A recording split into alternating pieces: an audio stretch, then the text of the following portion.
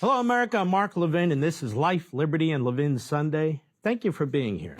We have great guests. Victor Davis Hanson hasn't been on for a while. Senator David McCormick and his wonderful wife, Dina Powell McCormick. I've never done a couples interview, but we're going to do it, and you'll see why later. All right, folks, what we have right now, and this is very serious, is an authoritarian judiciary, which is creating an authoritarian republic. These judges, they're at war with representative government and the consent of the governed. This is the core of our system. It distinguishes it from all others. Your involvement in our government. Unelected trial judges working at the behest of hundreds and hundreds of radical left-wing groups who represent the Democrat Party and the American Marxist movements is usurping your franchise, your vote, usurping your constitutional system. We, the people, are the sovereign, not the judges, not any part of the government, not these organizations. Tyranny comes in many forms. You can have a single despot, a legislative or one-party tyranny. You can see that in California and some other countries and states, and a judicial tyranny.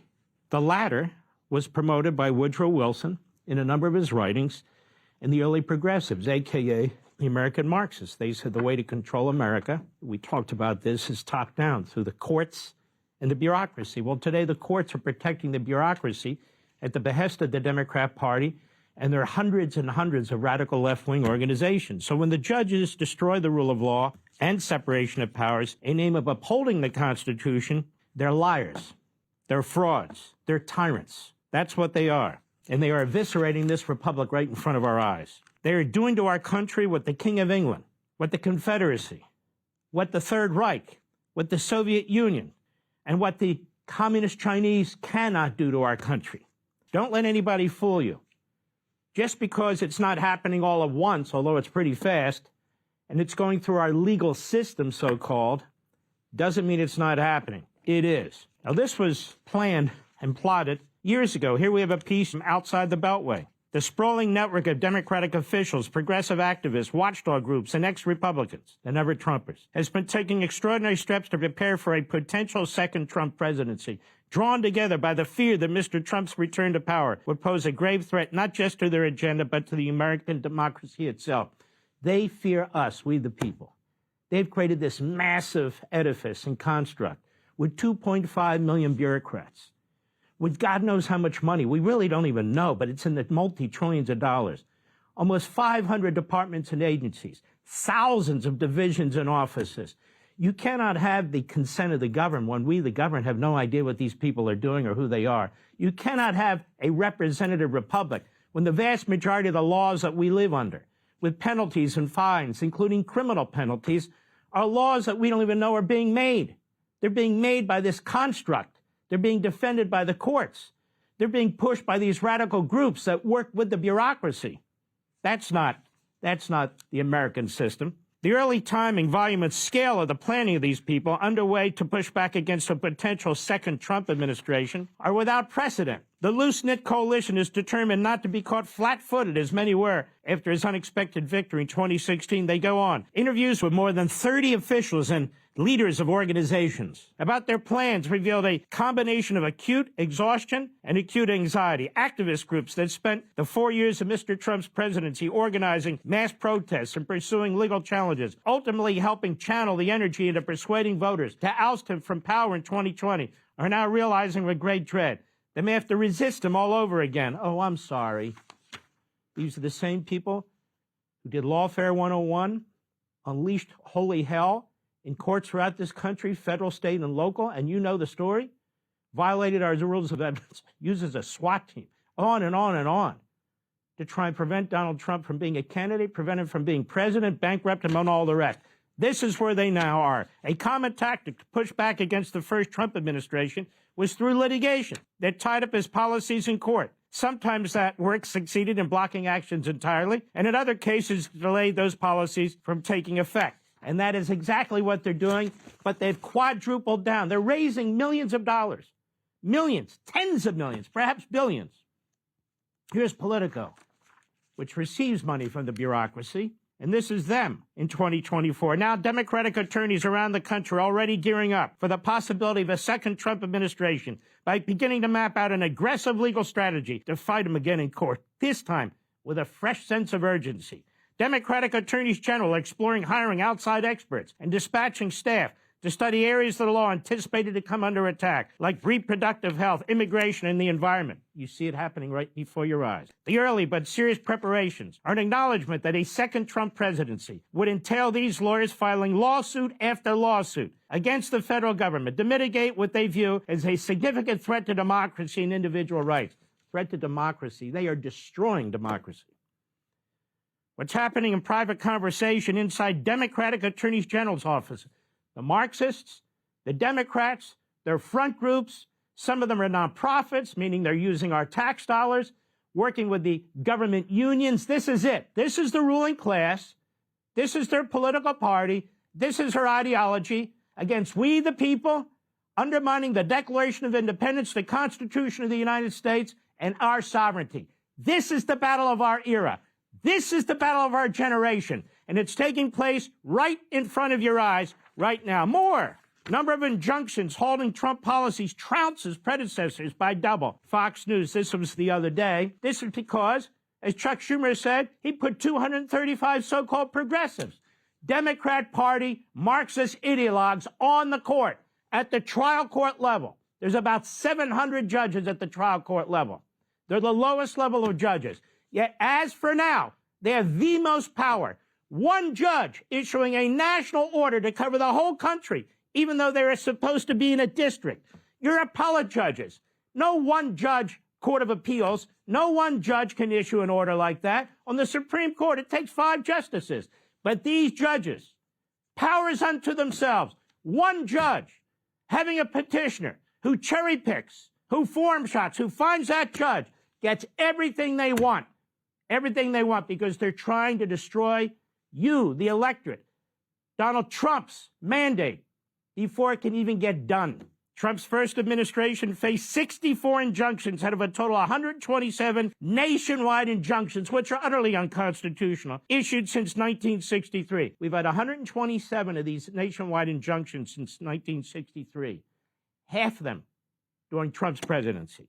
There were 32 injunctions issued against Bush, Obama, and Biden collectively since 2001, meaning the first Trump administration was on the receiving end of double the amount of nationwide injunctions than his 2 predecessors and successor combined, according to the April 2024 edition of Harvard Law Review. Now, the Harvard Law Review found there were 6 injunctions issued against the Bush administration, 12 against the Obama administration, 14 against the Biden administration. Trump's return to office this January has brought with it more than 120 lawsuits. We're now exceeding 130. From activists, government employees, others targeting his executive orders and actions. The lawsuits have resulted already in nationwide orders and actions, that is, injunctions, including 15 in February alone. President Trump's first year in office, judges issued a whopping 20 nationwide injunctions, an 8-fold increase. This matches the entire 8-year total of such injunctions issued against President Obama during his 2 terms. We're now at 30,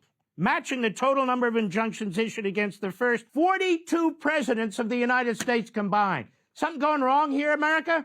Former Trump administration Attorney General Bill Barr added in remarks later in 2019 that there were only 27 nationwide injunctions in the entire 20th century compared to 37 at the time against the first Trump administration. And it's only gotten worse. The Harvard Law Review found that the judges who issued the injunctions against the first Trump administration were overwhelmingly ordered by judges who were appointed by Democrats. Democratic appointed judges ordered 92.9% of the injunctions against President Trump, meaning that 5 of the 64 injunctions were ordered by Republican appointed judges only. Republican appointed judges ordered all 14 of the nationwide injunctions against the federal government under the Biden administration, but there were 14. That's like a day in the park in the Trump administration. Who are these organizations and what are they? I want you to take a look at this. Let's pull that up and scroll it down. 280 organizations and coalitions launched multi-million-dollar legal effort to combat threats to people, democracy expected in Trump-Vance administration. This group is Democracy Forward. They come under different names. They create different legal fictions so they can be nonprofit or activists and raise money, led by Mark Levin. Remember him? He was Hillary Clinton's lawyer, campaign lawyer in 2016. This is the guy who went all over the country trying to change the legal standards for election to affect the 2020 election, which he did.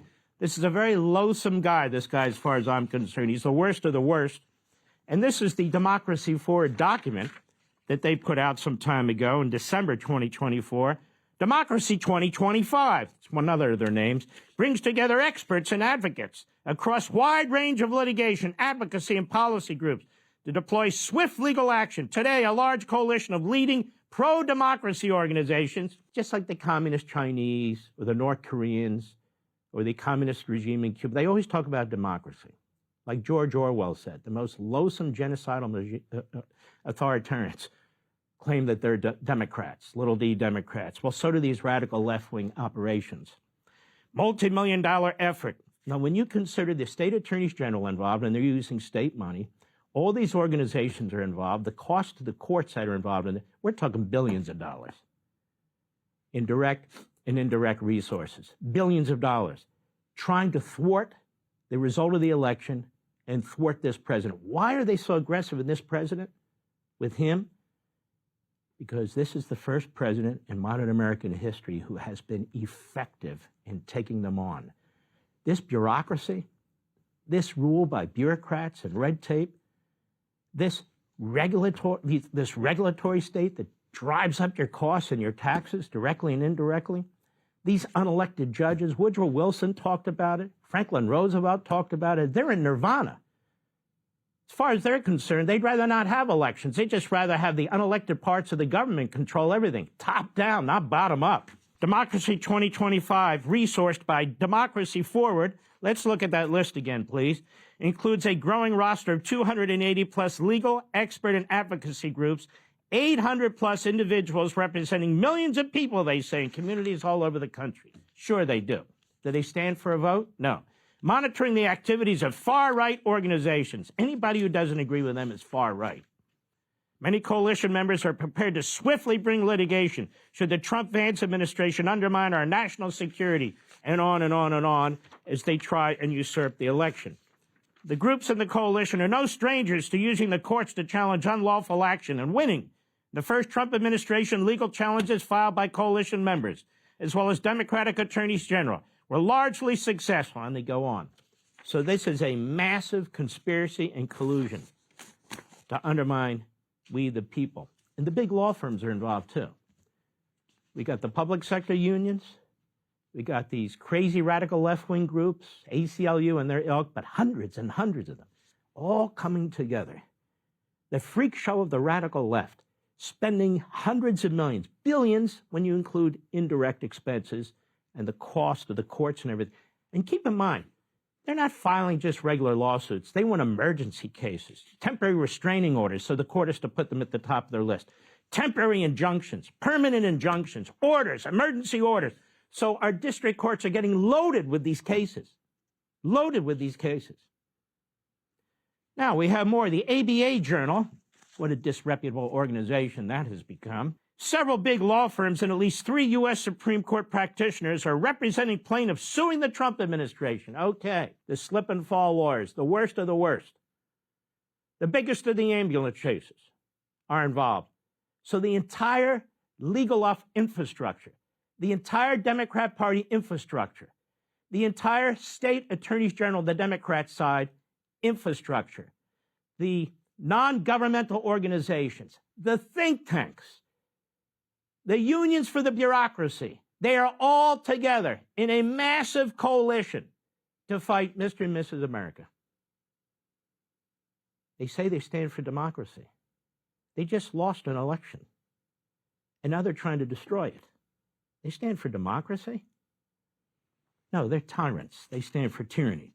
Well-known attorneys involved in the litigation include Neil Cattell, who recently joined Milbank from Hogan Lovells, Seth Waxman. These are former solicitors general, as an example. And Wilmer Cutler, Pickering, Hale, and Dorr. And Paul Clement, shame on you, who left Kirkland and Ellis to form Clement and Murphy. reports Law.com and Reuters. Smaller firms and legal organizations are also involved, and they're just naming some of them. The American Civil Liberties Union, its foundation, its affiliates, Lambda Legal, Democracy Forward, we just mentioned, Citizens for Responsibility and Ethics in Washington, the National Security Counselors Firm, Lawyers for Civil Rights, and immigration rights groups. Democratic state attorneys general are also filing local challenges. According to Law.com and Reuters, the big law firms are involved. Who are they? Wilmer, Cutler, Pickering, Hale, and Dorr, Hogan Lovells, Jenner and Block, Ropes and Gray, Gibson, Dunn and Crutcher, Arnold and Porter, K. Scholler, Perkins Coie, oh yes, Milbank, and on and on and on. The lawyers, the bureaucrats, the judges, the radical left-wing activists, oh yes. As of this moment, and I'm sure there'll be more by tomorrow, 139 lawsuits have challenged Trump's policies. Take a look at this chart. Here's how they break down by topic, according to Just Securities Litigation Tracker. In other words, they are involved in every single aspect of a president of the United States authority as the head of the executive branch, challenging everything, bringing it to their favorite judges and into their favorite courtrooms, slowing things down, trying to throw a wrench in the process, trying to undo the past election. This is not democracy. We have never seen anything like this before. It was democracy, we would see it every election. No. This is an absolute assault on your franchise and your vote. This is an absolute assault. They talk about insurrection. This is an insurrection. We've never seen anything like this.